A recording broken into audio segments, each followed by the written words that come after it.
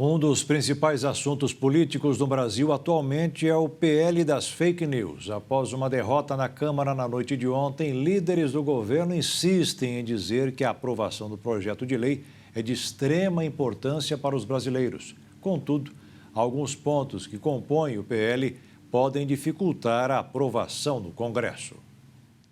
Depois de uma sessão realizada na noite de ontem, o presidente da Câmara, Arthur Lira, decidiu retirar de pauta a votação do projeto de lei 2630, popularmente conhecido como PL das fake news. O texto estava apto para ser analisado desde a semana passada, quando o plenário da Câmara aprovou o requerimento de urgência para agilizar a tramitação da proposta. Um dos motivos para a decisão é a sequência de polêmicas envolvendo o texto. Após a decisão e já no dia de hoje, Arthur Lira afirmou que a Casa vai entrar com uma ação contra as Big Techs pela atuação que elas tiveram durante as discussões do projeto.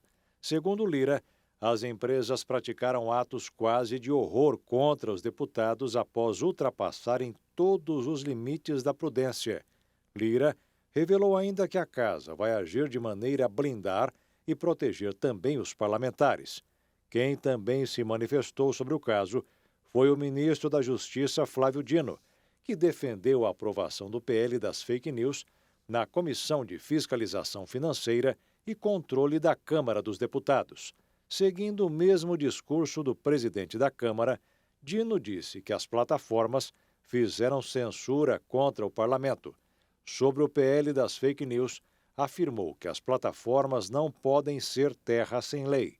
Para ele, a lei é uma exigência constitucional e que a população não pode ter um faroeste digital no Brasil. Mas a dúvida que fica é por quais motivos o projeto foi barrado de votação e não terá prosseguimento em ao menos 2 semanas. Conforme foi apurado, existem 6 pontos cruciais que tornam cada vez mais difícil a aprovação desse projeto de lei. O primeiro é a base governamental.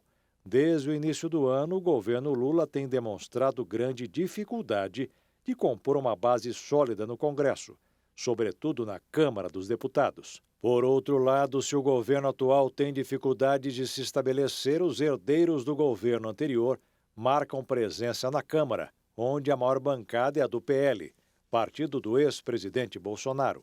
Seguindo nessa mesma lógica, outra bancada contrária à situação, que é a evangélica, que também tem um papel relevante dentro do debate sobre a aceitação ou não das propostas.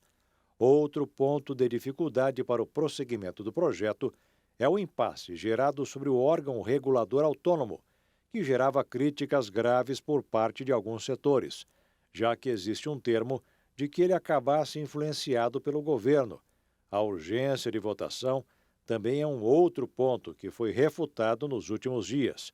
Isso porque a aprovação da urgência na tramitação, aliás, virou uma espécie de tiro no pé dos defensores do projeto.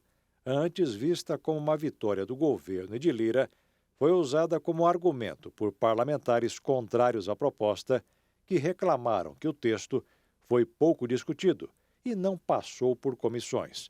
E, por último, mas não menos importante, a pressão que as Big Techs geram sobre o assunto, já que, como ainda não há essa espécie de regulamentação que o governo quer impor, as empresas podem vincular notas de repúdio sobre a não aceitação da proposta. Porém, cada vez mais difícil depois do início da semana, já que a Secretaria Nacional do Consumidor, órgão ligado ao Ministério da Justiça, chegou a impor ao Google uma medida cautelar, que obrigava a plataforma a tomar medidas para garantir isonomia nas discussões sobre o PL das fake news, com previsão de multa de R$ 1 milhão por hora no ar. Essa pode ser considerada a primeira e mais dura derrota do governo Lula até o momento. E essa fragilidade na Câmara pode interferir até mesmo em sua principal pauta econômica, o novo arcabouço fiscal, que neste momento é o único projeto que demanda aprovação no Congresso.